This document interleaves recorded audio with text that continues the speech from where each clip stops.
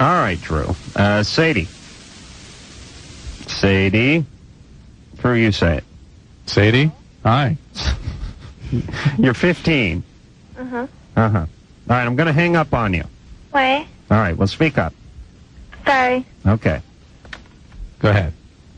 Okay, well, me and my boyfriend of, like, less than a month today, like, had sex, and I'm thinking that I'm only 15, and he's, like, 17, and I'm kind of thinking that maybe we shouldn't have, because I am all for waiting until you're married, Why did you go ahead and do it? I don't know. It's just... Was he pressuring you? No, he gave me, like, every opportunity to back out, and he's just like, if it's not cool with you, then I'm cool with that.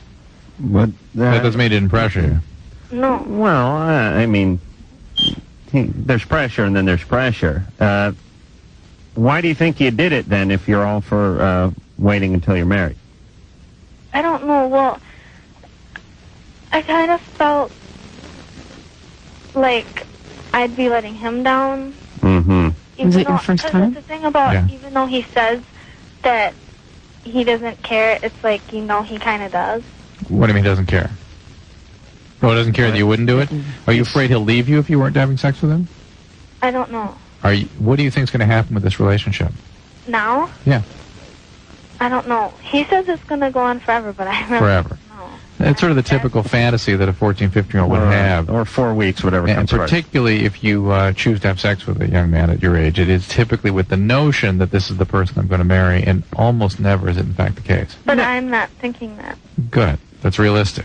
Yeah, and there's, you may date the guy all the way through high school. It certainly happens. And there's many a woman has lost her virginity at 15 and maintained her sanity throughout adulthood. Of course, but it creates an intensity of the relationship that the 15-year-old is not really prepared to handle. Particularly, the males are probably less able to handle it, right, frankly, than the women are. But it is a connection now that is an emotional connection. And thank God, it sounds like you're with a guy who at least shares that with you. And it's going to create a relationship that is a lot to deal with at your age. Well, and I don't want him to think that this is like an every week or every couple of days thing. Well, you better talk to him then, because... but don't be afraid to talk to him. Mm-hmm. Guys will get that impression. Well, please. This is why a 17-year-old guy gets a girlfriend. Come on. I mean, that's natural in the male's biology. Okay, it's not an impression. It's just that's his instinct. That's a natural thing. All right, that's worse than an impression. That's right. Yeah. That's more powerful. Yeah. All right, but Sadie, what's going on? You sound kind of frightened. Well, I don't know. It's like him. I don't know. He's always telling me how much he cares for me and everything, Mm-hmm. And I don't know what. You don't like him that much? Well, I mean, I really like him and everything, but he's more into the relationship than I am. Well, it's interesting you chose to sleep with him even in that situation. That was kind of you, Sadie. I don't think you're real interested in the guy. Well, I am. I mean, I'm serious, just not as serious as he is. Well, then you're going to have to find a way to express that to him. And it's okay that you feel that way. That's fine. And just because you slept with a guy doesn't mean you have to commit yourself to him the rest of your life. But it has clearly generated some feelings in him that are quite intense. All right, so we initially thought that she was going to be drawn in by the experience and that he would be out looking for his next young victim. But as it turns out, he's probably the clingy guy. Yeah. And she's getting tired of him. Yeah. I'm guessing she wasn't everything... he wasn't everything she'd expected sexually, and it never is. Suzanne, you didn't enjoy yourself the first time you made love, did you? No. No. Drew, did you enjoy yourself? No. Wasn't with Suzanne, was it? No. Okay, because that's a show. That would be interesting. All right. I didn't enjoy myself either. I was just praying that it was over quickly so I could get on the horn and tell my buddies. Oh, yes. Yes, I'm sure. Oh, yes. I set a mark early, and I've strove to keep to that pace. No, I am a champion of love makers, Suzanne. I'd love to go through the dressing room of that Lilith Thor. Many beautiful women, and they're separate dressing rooms. Oh, they are. And do what? Well, here's and do what? just shake my ass. What, You know, I figure expose yourself They to go everybody? George of the Jungle There's good promotion. security on I'm this figuring tour. after a few months on the tour, you women have to be so hard up for a man. I don't think so. I mean, a lot Well- of the women. Sarah has her husband on the tour. Oh, He plays oh. the drums in her band. I didn't know. there Guys was- all over the place. I didn't It's know they crawling let with guys. I hate to tell you this. I but didn't there's know. guys in the audience, guys backstage. All right, you're ruining it for me now. I thought it was like a team of Like nurses like a and harem. A harem. That's what you have in your mind. It's not quite like that. Well, let me say this, and take this as a compliment, please. The women of the Lilith Tour are all very attractive women. Usually, in the old days, folk singing women were not the most attractive of women. Oh, Oh, please, it's true. Joni Mitchell. All right, Joni, come on. All right. That jaw, she could crush a yak's femur with that thing. And then there's, Mama Cass, and I don't know what Joan Baez looks like. I can't remember if she's attractive or not. But the point is everyone on tour now is a hottie, right? I think we look pretty good. I mean, Okay. I think we try. All right, stop being so confident and secure. All right, Drew, you make your phone call. And when we come back, we'll hear a little something from Suzanne Vega, all after this.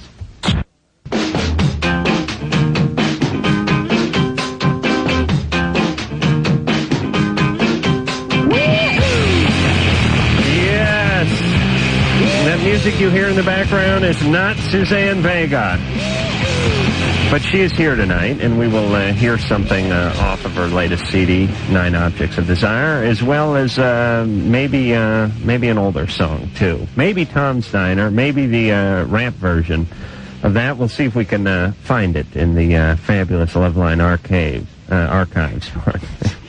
Freudian slip. I'm Adam Carolla. That is Dr. Drew, the board-certified one. The phone number, 1-800-LOVE-191. Fax number 310-854-4455. Suzanne is on the Lilith Tour, along with Sheryl Crow and Fiona Apple and Joan Osborne and Tracy Chapman. And I like Tracy Chapman, but that Give Me One Reason song, not the song of the year by any stretch of the imagination. Right, you're looking at me like I... Oh, please. Like I, initiated the what thing. the hell is wrong with the industry? That song, you don't know what I'm talking about, Drew. You don't know Tracy Chapman. That is almost correct. You know Tracy Chapman. She's that Jewish folk singer. You know her. Tracy Chapman, she's a comedian from Okay. England. Drew has no idea who Tracy Chapman is. And has some great songs, and I'm sure is a fabulous performer. But that Give Me One Simpson Reason started her song. All right.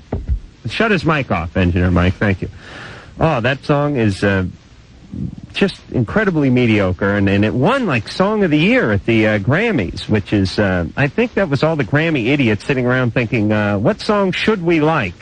And I think that one sounds like one you should like. You with me on that, Suzanne? Well, But you've crapped you've crapped songs better than that, haven't you? I mean, doesn't that kind of piss you off a little bit? Yeah, seriously. well, you have. it's not really up to me right now, I think, to be... First of all, I'm not objective.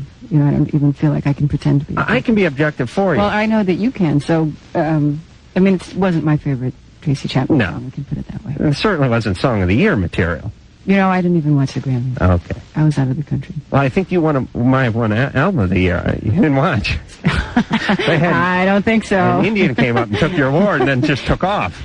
He gambled it away somewhere. It's a nice thought. All right. Yeah. All right. Hold on. But can everyone hear Producer Ann, or is it just No, me? no.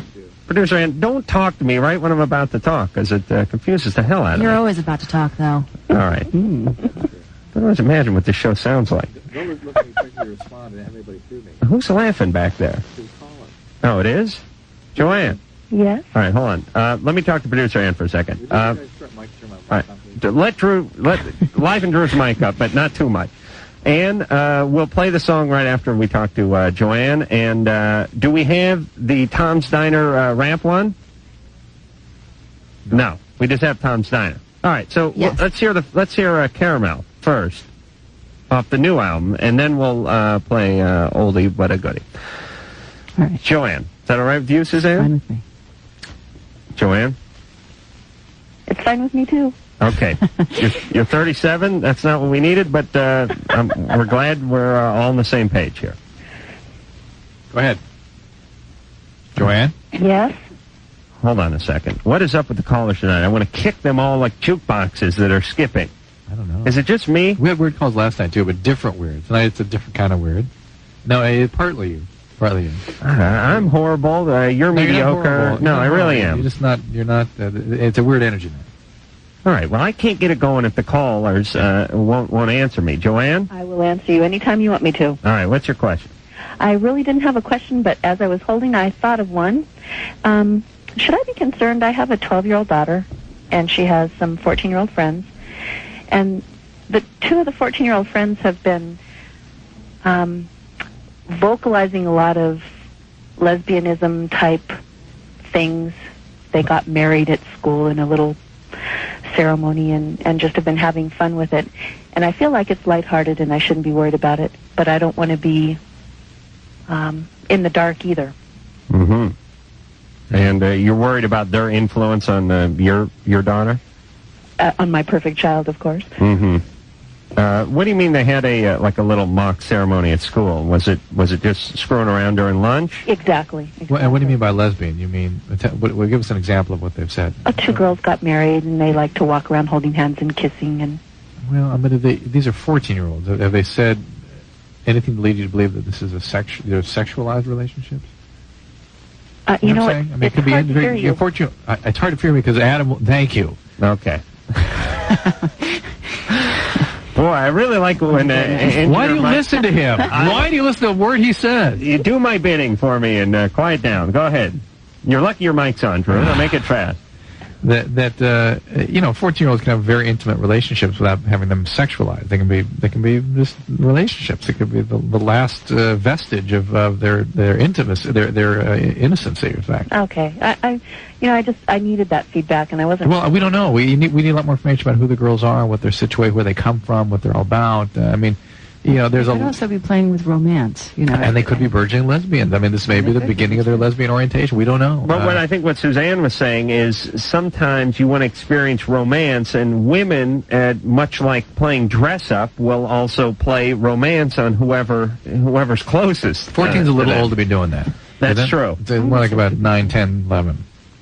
It depends on how far you take it, I think. That's right. Yeah. I agree. And again, we need a lot more. Holding hands is one thing, kissing is another thing, I think. And it's if they came from these horribly abusive backgrounds, where they're apt to be confused about their sexual orientation, we'd say, gee, maybe they're just confused.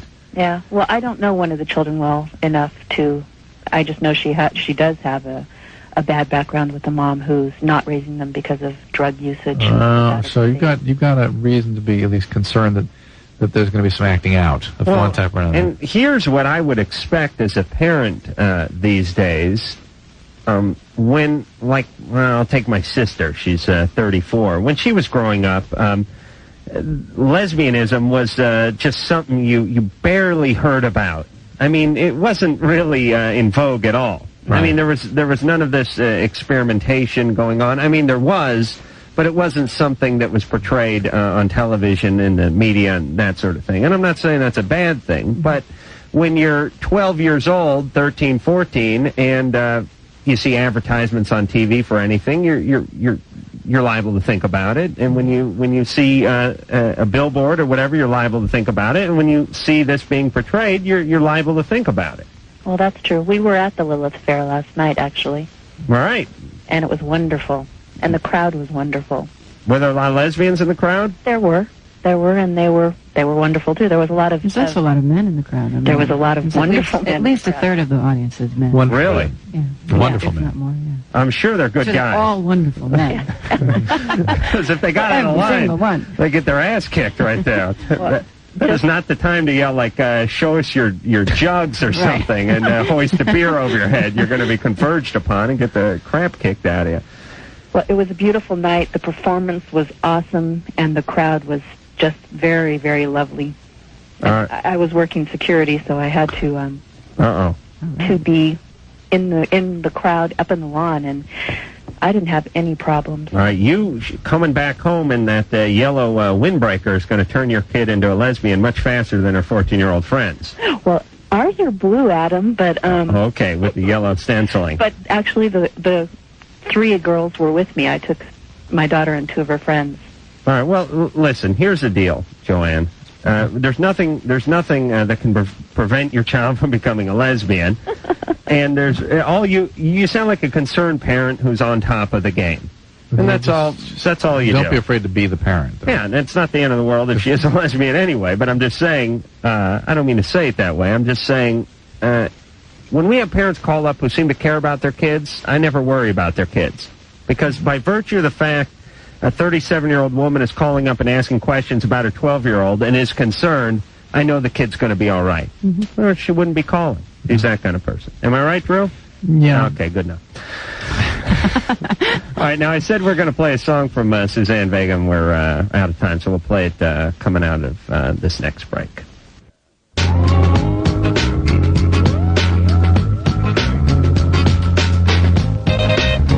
Yes, it is Loveline. I'm Adam Carolla. That is Dr. Drew. She is Suzanne Vega. Here, representing the Lilith tour. Well, she played today at, is it Irvine Meadows, did I say it was? Yeah. And then you're off the tour. Well, I'm off the tour on Friday, but I still go to Phoenix. Mm-hmm. And you're just doing a pretty short leg of it, I guess. Well, I'm doing 5, and it's about average. I think Sarah McLachlan is the only one who's doing the entire tour. And what does Lilith stand for? Well, that's something that if you ever speak to Sarah McLachlan, you should ask her, because Lilith stands for a legend. She was supposedly the first woman created before Eve, and for some reason, I was raised a Buddhist, so I am not up on the Christian mythology. Oh, really? Yes. So, people ask me, what does Lilith mean to you? And I'm afraid, well, it means she's the... I guess she was sort of Adam's wife before Eve. And Buddhism was the closest thing Adam had to a religion. What? Excuse me? Buddhism. It was? Adam? This Adam. Oh, this Adam. Not Adam and Eve. I didn't know who you're talking about either. I'm sorry. Yes. You went over my head on that one. Namyo Renge Kyo? Well, that's what I was raised with, actually. And did you chant for your first guitar? I chanted for my first record deal. Oh, really? I chanted to have clear skin, to lose weight, and to get a record deal. Well, it all worked now, didn't it? Well, it did, actually. See if you can chant. My ass has a ton of hair on it, and I don't know if this is going to offend for you, Buddha. My friend. Oh, couldn't you? No, you have to chant for yourself. You have to change your own. I gotta stop doing what I'm doing. Destiny. This Buddhism is the greatest religion ever, because it's a bunch of people who are into the environment, into peace, and basically it's a very tranquil religion, whereas many other religions are about, listen, boys, there's some other guy with another religion. He's coming up the road, so sharpen your swords. We're going to put a whooping on him. In the name of who we into this week? Yes, we'll get him. But all this Allah and Jesus and all this nonsense, this is a lot of people just killing people in the name of the person they dreamt up. Buddhism is great because you want something, you sit down, you chant on it, and you just chant. And you keep going, Nam-myo, Renge-kyo, clear skin, or whatever you... Well, not into a microphone, but it's the general idea. Right. Well, I can chant for the country by doing it in the microphone. Now, it doesn't work that way. My problem with Buddhism, I had the little cardboard gohanzen. That's a little shrine where you put the apple and all that stuff. And everything was fine except for I was too lazy to chant. And I figured later on, now in my career where I'm making a little more money, I was going to hire some guys to chant. It doesn't work that way. You can't. It's like you can't. You have to take your own baths, for example. You can't have. You must have done this for you, right? You must have done this because of a woman. That made you go. Yeah, Jung Hee Lee. All right. Jung Hee was into me in a big way, and I was 20, 21. I had lost my spiritual way, and Jung Hee was this little Korean woman. Took me to.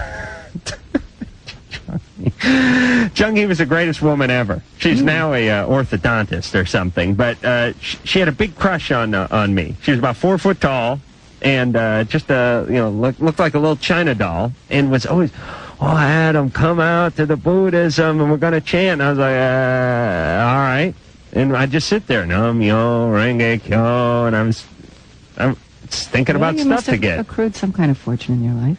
Well, sure. Look at me. Well, there you are. Right. I'm just, I just thought it would be nice to have people chant for me now because of my busy schedule. And I guess you're saying it's not going to work. It doesn't work that way. But it's a great religion in the sense that, all kidding aside, if you want something, whatever it is, a better job, a clear skin, lose some weight, whatever it is, and believe me, the Buddhists, go ahead and chant for a golden Elvis swizzle sticks. I don't care. Just chant. If you focus all your energy on something and you sit down a half hour, 45 minutes a day, and you dim the light and you unplug the phone and you focus your energy on something, it's going to happen. Now, I don't think it's because Buddha makes it happen, but it's that you take that time for yourself and you focus on your goals. I don't know if you believe Buddha's in there or not, or if he has a hand in it, but from my sort of atheist standpoint, I think it's just you focusing on what you want to achieve. Well, I hear somebody else talking. Oh, Nam Yo Ho Renge Kyo. There's been a correction from the peanut gallery over there. Okay. Are you chanting on a daily basis these days? Actually, I have not been chanting on a daily basis. I still maintain my altar, and but I chant when I need to, and I chant when I want to. What's the last thing you...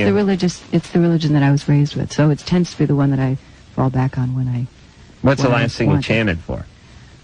A couple of airline flights were kind of bumpy landings. An amp or something? No. It was like, and I chanted all the way through the birth of my daughter. Oh, really? Yeah, because that was pretty... it was a pretty intense experience. I was reading your bio and you said... Actually, there's a song about it on my new album called Birthday, if we ever get around to... If you ever get that album... If you ever stop talking long enough about it, we can hear her music. All right, well, I was interested in the whole Buddhism thing. I didn't mean to be like... crass and go like, but I did want to say that there is a song on my album about the whole experience. Well, we're going to hear Caramel, birth. right? Yeah, and Caramel's a completely different kind of song. All right, what's this have to do with Caramel? Caramel is a very, it's a song about desire. It's a song about longing for something that, you really shouldn't have, and that you have to restrain yourself from taking, basically. And so women think of it as a sad song because it seems to be a song about denial, and men seem to really like this song, actually. Oh, really? All right. We are going to hear it off of 9 Objects of Desire, Suzanne Vega and Caramel. Yes, Drew off the phone. The haunting song stylings of Suzanne Vega. I really like Suzanne Vega. Oh, thanks. I mean the music. Oh, thanks. As a person, you seem decent, too. But, thank you very much. I don't know you that well. But I really like you as a artist. And that, as Suzanne was telling me right before we came out of that, was in The Truth About Cats and Dogs, which is something I wanted to ask Suzanne about. You did that. You did Dead Man Walking, or at least contributed songs to the soundtracks. Is that something you want to stay with? Yeah, I like working on film soundtracks when I get the chance to. Have you done any solo? What do you mean, done any solo? Well, what I mean is you've contributed songs to movie soundtracks, but what do you think about, scoring a soundtrack? No, that's not something I like. I like writing one song for a specific scene or one song for a character, but I'm not interested in scoring a whole movie. You wrote that song for that scene? No, I didn't actually, but I had it already, and they sent me the movie, and I remember that particular scene where Uma Thurman is being fed cake by this photographer, and she's falling in love with him against her will, and she's trying to say no, but her eyes are saying yes, and then I thought, wow, that's a really great spot in that movie, and so I remember thinking, I wish I had a song to put there, and then I realized that I did, and that was Caramel. And that is off of 9 Objects of Desire. And yes, here's the facts. Nam Yo Ho Renge Kyo, not Nam Yo Renge Kyo, which is the abridged. Teenagers have no attention span, so I shorten it up for radio. But it is Nam Yo Ho Renge Kyo, and it says this is a fax from Selena, and it says at the bottom, P.S. Maybe that's why it's not working. Buddha's confused. It's not so much that he's angry, but he's confused. And what was really funny is during the song, Drew was saying, I was saying to Drew when Ann brought in this fax, gee, it is Nam Yo Ho Renge Kyo. Don't I say that, Drew? And Drew goes, no, I don't think you say it. And I said, well, gee, that's how I used to say it. And Drew goes, I've never heard Yo Ho. And he was very stern about it, so I had to believe him. Just funny when you hear Drew get PO'd about the no yo ho. All right. So Nam Yo Renge Kyo is the new chant for Buddhists on the go. Shorthand. We'll be back with Suzanne Vega and her Buddhist beliefs after this.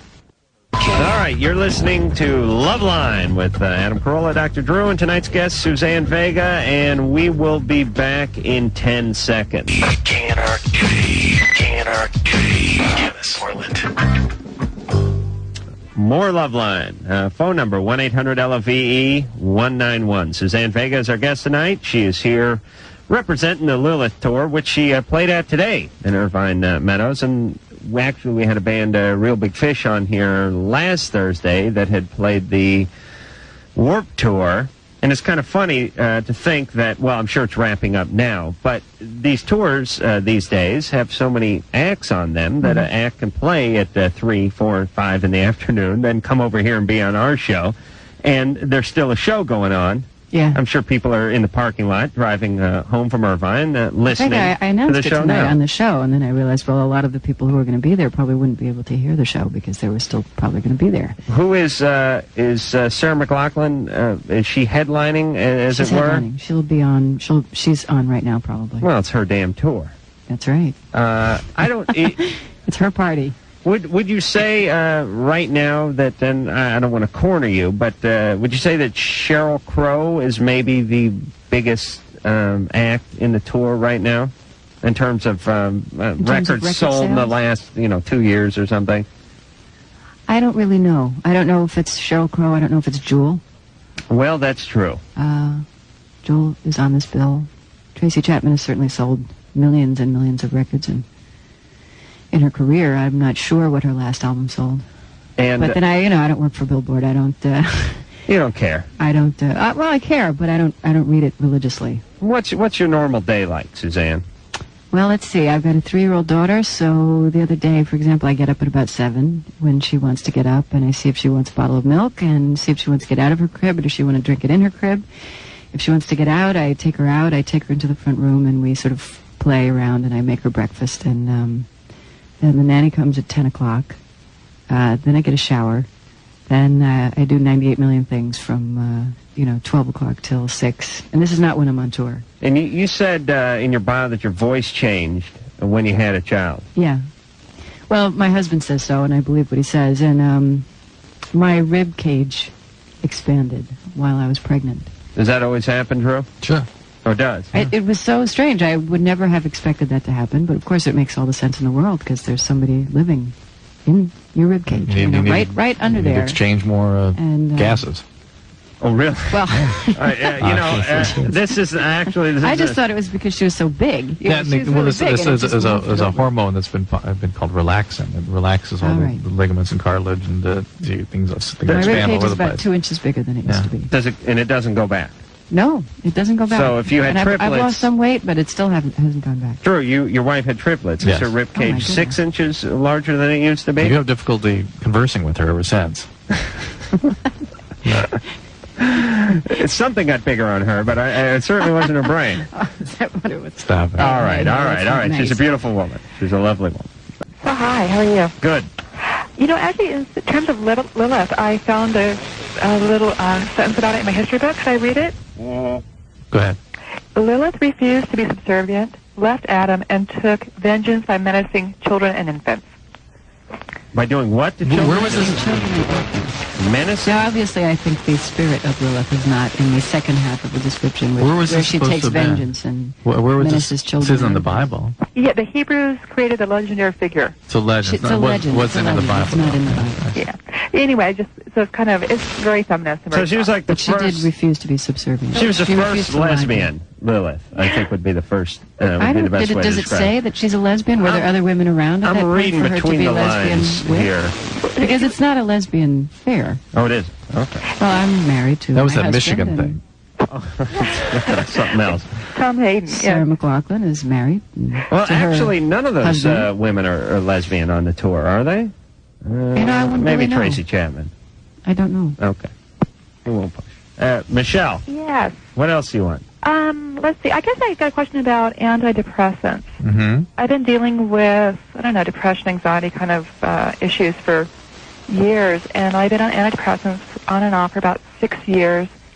And I guess I'm concerned about their efficacy and like side effects, because I'm having trouble again with like just anxious kind of hard feelings coming back. Well, I mean, they're remarkably effective in terms of improving symptoms, okay? Yeah. No one knows for sure whether there are going to be any long-term consequences of these drugs. The serotonin reuptake drugs, of which Zoloft is a very common drug in that class, are widely used medication in this country, and typically doctors are trained to use them for 6 months after symptoms subside and then try to discontinue them. But these days they're heading more towards longer-term therapy, and a lot of people get put on them for long periods of time. Now, whether or not we're going to create some kind of alteration of the biology that makes people dependent on these drugs, or whether or not some unforeseen thing is going to develop, no evidence of that as of yet. I always worry about the use of antidepressants without some other kinds of psychotherapy to try to get at whatever it is that's dynamically going on. Suzanne, do you ever have anxiety about going out in front of 20,000 people? I've had anxiety about it, yeah. Yeah. Did you take anything? No. Just got over it? Well, you just go out there. I mean, that's what you're there for. So you just walk right out there and you look at everybody and you do your job, and eventually it goes away. You know, I at one time I had medication for a heart murmur. Oh, really? Yeah, and I took Inderol, which That'll block your stage fright, too. And it did, and unfortunately I've also found that it blocked any stage excitement. So you could just stroll out there and start singing, but it didn't really give you an edge. It didn't give you, I prefer not taking it. I think Drew's on that. Because Drew will come out here in front of a huge national audience on a nightly basis and go, hold on, let me go out to the car, in the middle of the show, and then he'll come back, and then he'll get on his cell phone and start chatting it up with the hospital, and then his pager will go off, and he'll look at it, and he'll just get up and walk away. And then he'll do his, like right in the middle of a call, Lisa, can we get some more coffee? And more coffee, please? Thank you. More tea, please. Drew doesn't really have any concept he's on the radio. Are you on this Enderall? No, but I do. I think you're smoking it. I sometimes feel like I'm just in this room talking here to you guys. I mean, it's I need anxiety in my life. I have no anxiety. You know what I have? I have everything. Things aren't angst producing for me. Everything is a pain in the ass. Mm-hmm. Is the way I work. Like I look at if I have to go out and do something. That's your defense against anxiety. Is that what it is? Yeah. So I would be anxious if I would get over that? If you would get off your butt and engage, yes. I never really thought of it that way. Whereas, let's say if someone had a court appearance, they might be anxious. They have to get up in front of the judge and plead their case. Mm-hmm. I wouldn't be anxious. I would be like, oh, Christ, I got to go out and do this, and it's a pain in the ass. It's a way of denying that you have to go, and assuming that I bet as a kid you kind of slipped out from these things and didn't do them. Oh. True, you may be right. Listen, I didn't get where I'm not today by doing things, Drew. You don't get out of high school as a ceramics major and go right into the lucrative world of carpet cleaning by turning in term papers and taking care of business. Yes. I think you also have humor. Oh, that's true. In particular, have. Oh, you think I'm funnier than Drew? God bless you. Drew. Which is, There's a compliment. A form of defense as well, but I think it's a good one. Yakov Smirnoff is funnier than Drew. And, all right. Nicole. Hi. 14. Hi. Well, I had a question, but first I was kind of curious. Alanis Morissette, she's a strong woman figure in the music industry. Why wasn't she included on this tour? She's sold plenty of everything. Oh, yeah, she certainly did. I don't know who Sarah McLachlan had invited and who turned it down. My guess is that she may have invited Alanis Morissette and that Alanis Morissette's been touring probably for the last 2 years, and that she probably wanted to take some time off. That would I be was just kind of wondering. Mm-hmm. But here's my question. This goes along with the same question when I get email that says, why don't you guys ever have you two on the show? I'm like, oh, those drunken bastards. Are you kidding? We're only going for the big draws here. We thought of it. Don't worry. She's waiting patiently for Sorry, Nicole. Go ahead. I'm stopped. Well, I kind of have this problem. I don't really trust anyone at all. I have no one person that I tell everything to. No one really actually, knows me. And it's kind of because, I guess when I was younger, my mom was my dad. And that kind of, it's still kind of controversy to say, but... How old were you when that happened? I was 5.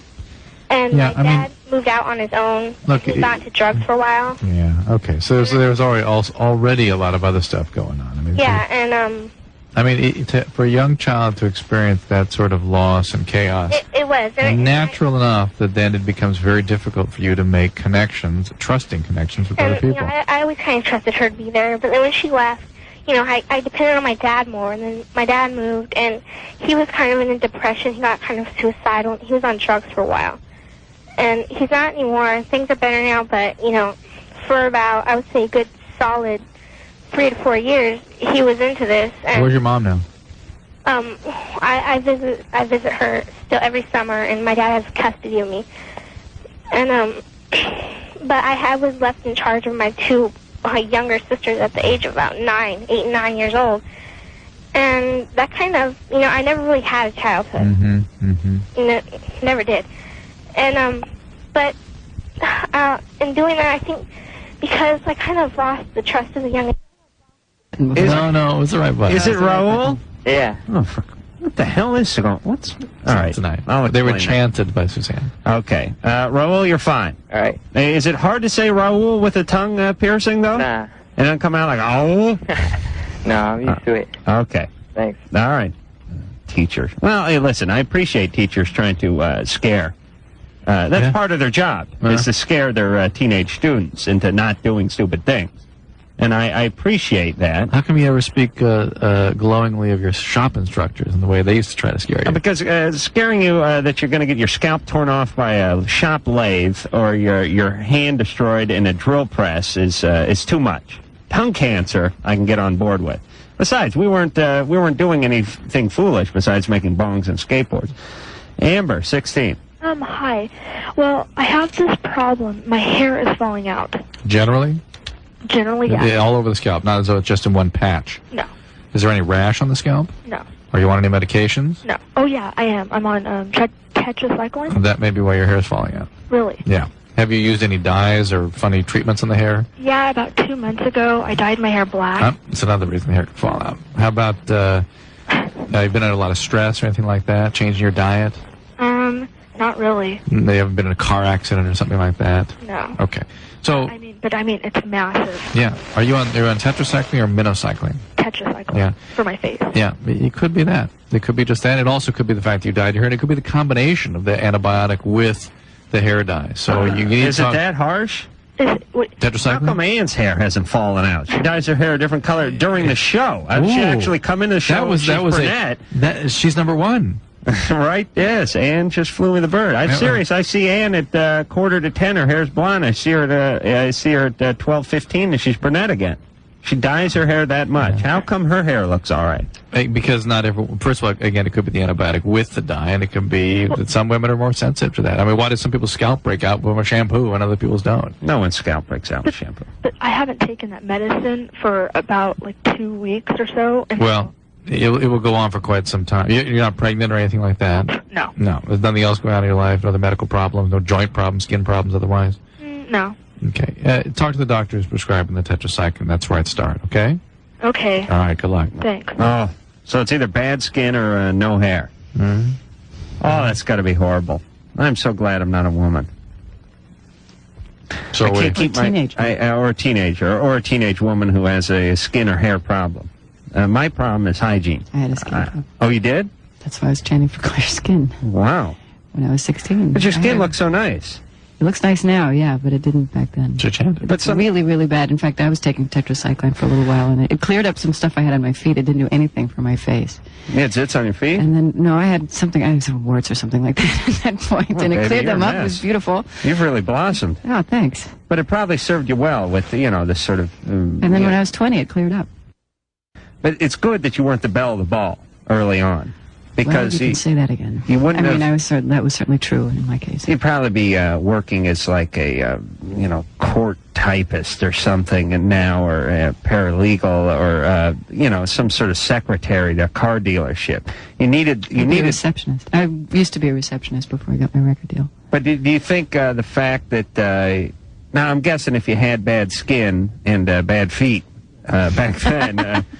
You really couldn't go I should outside not with bad mention that. feet and skin. Well, what I'm saying is don't you think a lot of the folks that make good artists had a little strife early on in life? This is the way Adam They're a little justifies his life. uncomfortable. Quiet He down. wants to know that there's going to be some reason. There's got to be some for it. payoff You're to right. the pain, is what I'm saying. Well, I always believed that. I mean, I wanted to believe that because I had a very, I always hoped that my adult life would be Better than better than what my childhood was, which I had a lot of problems. well, like chanting, zits, and athlete's foot. It's got to be better. And It's look a at lot you now. better now. You make a ton of money. You got a bigwig husband, and you do what you want for a living, right? I do what I want for a living. which And is that, great. this, kids, is the key to life. Because, when you're in, like, junior high and you're in high school and you're thinking, all right, well, this sucks. I hate this. But if someone paid me $8 an hour, I'd do just about anything and be happy. You won't. The key to life is doing what you want to do for a living. And it's important to think about that once in a while. Forget about the money, forget about the career goals, education, forget about what your dad and mom want you to do. Think about what you want to do, and if you can figure out a way to make a buck doing that, then you've got life by the tail. Because if what you're doing for money is not work to you, then it's great. Because you remember how miserable you were as a receptionist. I was miserable as a carpenter and carpet cleaner and boxing instructor, and I'm... Avon lady? And I was an Avon lady oh, were you? for about 2 weeks, yeah. You went door to door and tried to push I cosmetics? tried, yeah. I mean, it was very difficult for me being a very reclusive, introspective 16-year-old with bad skin and didn't wear makeup. And my sister was doing it. She was really good at it, so I thought I would give it a try. And it was kind of, it was funny. I got dragged to an Herbalife meeting once when I was like 18 and sat there through a Sounds whole like you've been thing. to a few meetings in your Oh, life. I certainly have. I really have. Think about all those things you. I went to take a test to be an ambulance driver. Oh my God, Drew, you don't know how lucky you are to have direction. Drew went to a prep school. Drew got they just groomed him for college. He got straight out of high school. He went straight away to college. He was a doctor. His dad was a doctor. Always knew he wanted to be a doctor. I'm sure his dad bought him like a stethoscope when he was 9 and said, get used to it. But basically, and who knows if you really wanted to be a doctor. You could have been a famous opera singer, but you didn't have the patience. Oh, I was going to say guts, but that's a better The patience. better It's a pun angle. Pun on the okay, so. But you always knew what you're going to do, and there shouldn't have been any anxiety in your life. Poor Suzanne was pushing Avon, pushing a pencil, and a nurse in a head that ached to rock and roll. Okay, we'll be back.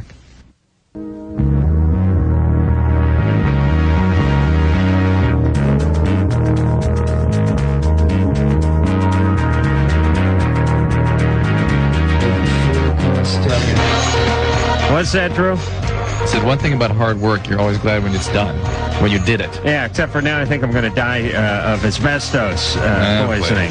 But That's why you keep asking me about that. What about asbestos? Well, I've been under a lot of houses. I've torn out a lot of, Then give up heating those ducts. GD cigarettes, and there will not be a risk for you. Seriously. God, I like to smoke. Well, smokers and asbestos creates mesothelioma, a certain kind of cancer. Right, but I don't smoke that much. Doesn't matter. Really? No. And it's to the young stoned audience. Because they think al dente means eating outside. Or somebody's grandfather. Right. Al dente. The dentes. Come on. All right. And what happened with the song Tom's Diner is it was sort of more of like a ditty. It wasn't a big Right, it was full just a little blown tune, thing. And it I think it must have gotten some airplay, but it's hard. A very, very small amount. Well, probably in England. I guess it's that a lot of people bought the CD. It was the third cut or the first cut. It's the first cut. First cut, and then Luca was the second cut, I guess. So everyone got the CD, and everyone heard the first cut. And a rap group. Which group was it? Well, it was a group called DNA, and they weren't actually a group. It was one guy was an engineer, and the other guy was a singles promotion man, and they called themselves DNA, but they did this remix. And they did it. How many years? It was a few years after it was out, years right? later, yeah. It was 3 years afterwards. and so I guess that was 90. Yeah. And they did a whole sort of rap thing with. They put a beat underneath what I sang. They didn't even change the structure of the melody or anything. They pretty much took the whole song except for the very end. Right. Put a chorus in it, which I think made all the difference. And how are we going to do this now? Should I just do the do part? Well, you can until you get bored with it, and then I can just plow ahead. But all right, and if you really, I mean, it really works with 20,000 people. If it's one other person, it loses maybe a little bit of it. Do you get the whole audience to do the do part? Yeah, I do. Oh, okay. Not the whole. The real diehard. Well, if I give myself like a little reverb, I can do. Oh wait, okay. Engineer Mike's saying no. Is that all right? No. No? Well, what sounds better? Do. All right, just reach across and hit me with the coffee mug if you're tired. Okay. Okay. All right. You ready? Yeah. All right. This is Adam Carolla jamming with Suzanne Vega. Right. Take one. Okay. Here we go. No, it doesn't start off that way. I start, then you come in. All right. Okay, I'll start. Okay, I'll let you know when it's your turn. All right. I am sitting in the morning at the diner on the corner. I am waiting at the counter for the man to pour the coffee, and he fills it only halfway, and before I even argue, he is looking out the window at somebody coming in. Num yo ho. Hey, stop that. That's not the words. It is always nice to see you, says the man behind the counter to the woman who has come in. She is shaking her umbrella, and I look the other way as they are kissing their hellos, and I'm pretending not to see them, and instead I pour the milk. Dr. Drew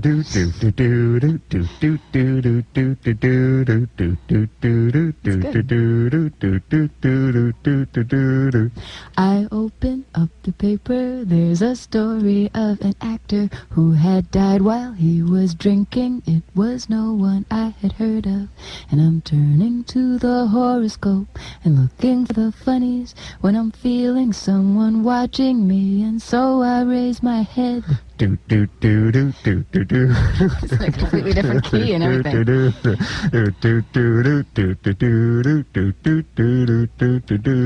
There's a woman on the outside looking inside. Does she see me?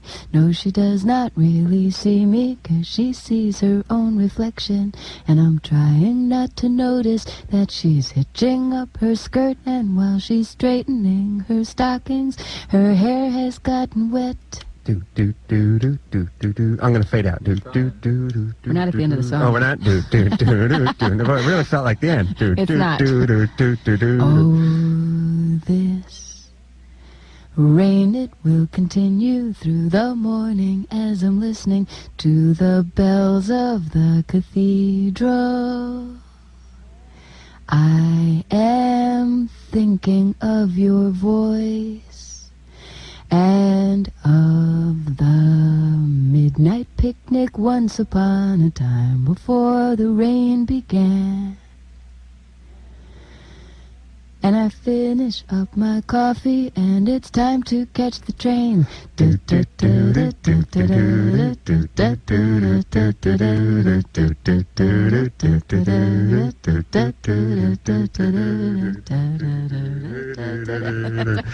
right.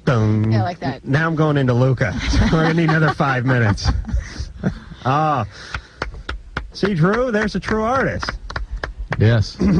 She can perform under extraordinary circumstances. I was talking about myself. Yeah. Raul, thank you, Suzanne. That was wonderful. Raul, you're 16. Raul? What happened to 5, Raul? 4. Oops. All right. Maybe Paul. Maybe it's Paul. Maybe they got the wrong. Oh, maybe it is. Paul? Hello? True, you're a genius. All right. One of my teachers told me that I have a tongue ring, and he says that I have a 75% chance of getting cancer. Is that true? 75% of what? Chance of getting cancer on my tongue. 75% of what? I don't know. Or percent chance that I'll I'm get guessing cancer. of 100%, Drew. So, he doesn't have a 100% chance. I mean, it's a bizarre statement. 75% chance of getting tongue cancer? Yeah. 75%, what, like a threefold greater chance than you would otherwise of getting this very rare cancer? Or 75% of the cancers in the country are going to be caused by rings? I mean, what does that mean? He just It doesn't even make sense. And I've never heard that piercing predisposes to cancer, though it is in fact the case, so that non-healing wounds in squamous tissue, which the tongue is basically made of, can become cancerous, but those are like in like burns and wounds that really are not healing. These things, tongue piercings epithelialize and heal, basically. He's just screwing with you, Paul. Raul. It's Raul. Yeah. Wait a minute. All right. Hold on a second. I think he pressed the wrong button before. No, it was the right button. Is it Raul? Yeah. Oh, what the hell is going? What's all right tonight? They were enchanted by Suzanne. Okay, Raul, you're fine. All right. Is it hard to say Raul with a tongue piercing though? Nah. And then come out like oh. No, I'm used to it. Okay. Thanks. All right. Teachers. Well, hey, listen. I appreciate teachers trying to scare. That's part of their job, is to scare their teenage students into not doing stupid things. And I appreciate that. How come you never speak glowingly of your shop instructors and the way they used to try to scare you? Because scaring you that you're going to get your scalp torn off by a shop lathe or your hand destroyed in a drill press is too much. Tongue cancer, I can get on board with. Besides, we weren't doing anything foolish besides making bongs and skateboards. Amber, 16. Hi. Well, I have this problem. My hair is falling out. Generally? Generally, yeah. All over the scalp, not as though it's just in one patch. No. Is there any rash on the scalp? No. Are you on any medications? No. Oh, yeah, I am. I'm on tetracycline. That may be why your hair is falling out. Really? Yeah. Have you used any dyes or funny treatments on the hair? Yeah, about 2 months ago, I dyed my hair black. It's another reason the hair could fall out. How about, have you been under a lot of stress or anything like that? Changing your diet? Not really. They haven't been in a car accident or something like that? No. Okay. So. I mean, it's massive. Yeah. Are you on tetracycline or minocycline? Tetracycline. Yeah. For my face. Yeah. It could be that. It could be just that. It also could be the fact that you dyed your hair, and it could be the combination of the antibiotic with the hair dye. So you need Is it that harsh? Tetracycline? How come Ann's hair hasn't fallen out? She dyes her hair a different color during the show. She actually come into the show. She's brunette. She's number one. Right? Yes. Ann just flew me the bird. I'm serious. I see Ann at 9:45. Her hair's blonde. I see her at 12:15, and she's brunette again. She dyes her hair that much. How come her hair looks all right? Because not everyone. First of all, again, it could be the antibiotic with the dye, and it can be that some women are more sensitive to that. I mean, why does some people's scalp break out from a shampoo and other people's don't? No one's scalp breaks out with shampoo. But I haven't taken that medicine for about 2 weeks or so. And well, it will go on for quite some time. You're not pregnant or anything like that? No. No. There's nothing else going on in your life? No other medical problems? No joint problems? Skin problems otherwise? No. Okay. Talk to the doctor who's prescribing the tetracycline. That's where I'd start, okay? Okay. All right. Good luck. Thanks. Oh, so it's either bad skin or no hair. Mm-hmm. Oh, that's got to be horrible. I'm so glad I'm not a woman. So or a teenager, or a teenage woman who has a skin or hair problem. My problem is hygiene. I had a skin problem. Oh, you did? That's why I was training for clear skin. Wow. When I was 16. But your skin looks so nice. It looks nice now, yeah, but it didn't back then. But really, really bad. In fact, I was taking tetracycline for a little while, and it cleared up some stuff I had on my feet. It didn't do anything for my face. You had zits on your feet? And then, I had some warts or something like that at that point, and it cleared them up. It was beautiful. You've really blossomed. Oh, thanks. But it probably served you well with, this sort of... and then when I was 20, it cleared up. But it's good that you weren't the belle of the ball early on. Because you can say that again. You wouldn't that was certainly true in my case. You'd probably be working as like a, court typist or something now, or a paralegal, or, some sort of secretary to a car dealership. You needed be a receptionist. I used to be a receptionist before I got my record deal. But do you think the fact that, now I'm guessing if you had bad skin and bad feet, back then, you really couldn't go outside with bad feet and skin. Well, what I'm saying is don't you think a lot of the folks that make good artists had a little strife early on in life? This is the way Adam justifies his life. Uncomfortable, quiet down. He wants to know that there's going to be some reason. There's got to be some payoff to the pain, is what I'm saying. Well, I always believed that. I mean, I wanted to believe that because I had a very I always hope that my adult life would be Better than what my childhood was, which I had a lot of problems. well, like chanting, zits, and athlete's foot. It's got to be better. And It's look a at lot you now. better now. You make a ton of money. You got a bigwig husband, and you do what you want for a living, right? I do what I want for a living. which And is that great. this, kids, is the key to life, because when you're in like junior high and you're in high school and you're thinking, all right, well, this sucks. I hate this. But if someone paid me $8 an hour, I'd do just about anything and be happy. You won't. The key to life is doing what you want to do for a living. And it's important to think about that once in a while. Forget about the money. Forget about the career goals, education. Forget about what your dad and mom want you to do. Think about what you want to do. And if you can figure out a way to make a buck doing that, then you've got life by the tail. Because if what you're doing for money is not work to you, that's great. Because you remember how miserable you were as a receptionist. I was miserable as a carpenter and carpet cleaner and boxing instructor. And I'm Avon lady? and Avon lady oh, were you? for about 2 weeks, yeah. You went door to door and tried to push I cosmetics? tried, yeah. I mean, it was very difficult for me, being a very reclusive, introspective 16-year-old with bad skin and didn't wear makeup. And my sister was doing it, and she was really good at it, so I thought I would give it a try, and it was kind of, it was funny. I got dragged to an Herbalife meeting once when I was like 18 and sat there through a whole Sounds like you've been thing. to a few meetings in your Oh, life. I certainly have. I really have. Think about all those things you. I went to take a test to be an ambulance driver. Oh my God, Drew, you don't know how lucky you are to have direction. Drew went to a prep school. Drew got they just groomed him for college. He got straight out of high school. He went straight away to college. He was a doctor. His dad was a doctor. Always knew he wanted to be a doctor. I'm sure his dad bought him like a stethoscope when he was 9 and said, get used to it.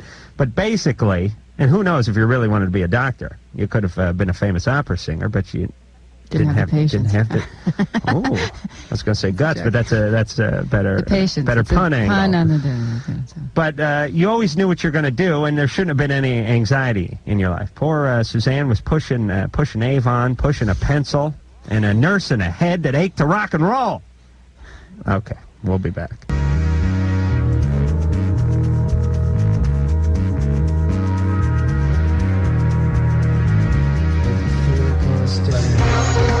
What's that, Drew? It says one thing about hard work, you're always glad when it's done, when you did it. Yeah, except for now I think I'm going to die of asbestos poisoning. Please. But That's why you keep asking me about that. What well, about asbestos? Well, I've been under a lot of houses. I've torn out a lot of, Then give up heating those ducts. GD cigarettes, and they will not be a risk for you. Seriously.